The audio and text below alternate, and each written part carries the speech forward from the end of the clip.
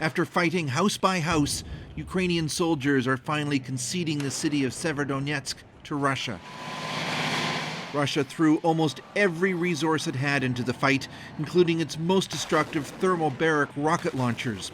The enemy is carrying out an assault to surround our troops, said the Ukrainian colonel.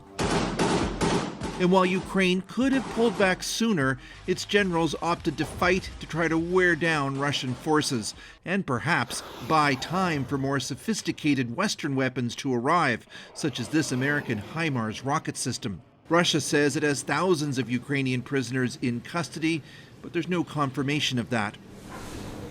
Ukrainian Marine Corporal Halib Stryjko was taken prisoner by Russia after its forces prevailed in Mariupol.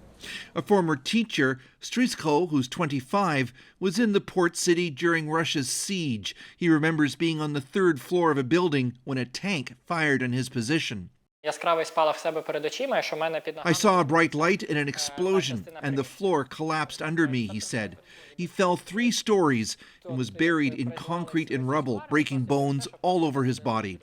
Pulled out by comrades, 2 days later the Russians agreed to take Ukraine's most badly wounded to their hospitals and paraded them before the cameras.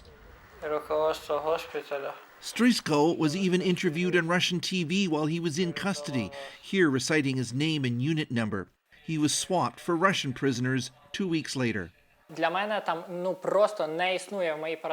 my opinion, good Russians do not exist, he says. My country will only be safe when Russia is destroyed. For any Ukrainian soldiers taken prisoner now, he urged them to think far ahead. The territory is only temporarily occupied. We will liberate every centimeter of Ukrainian land, he said. Capturing Severodonetsk is not as militarily significant for Russia as taking Mariupol. In fact, some defense analysts believe by wearing Russia's forces down, Ukraine may now be in a better position to launch counteroffensives later in the summer. Chris Brown, CBC News, Kyiv.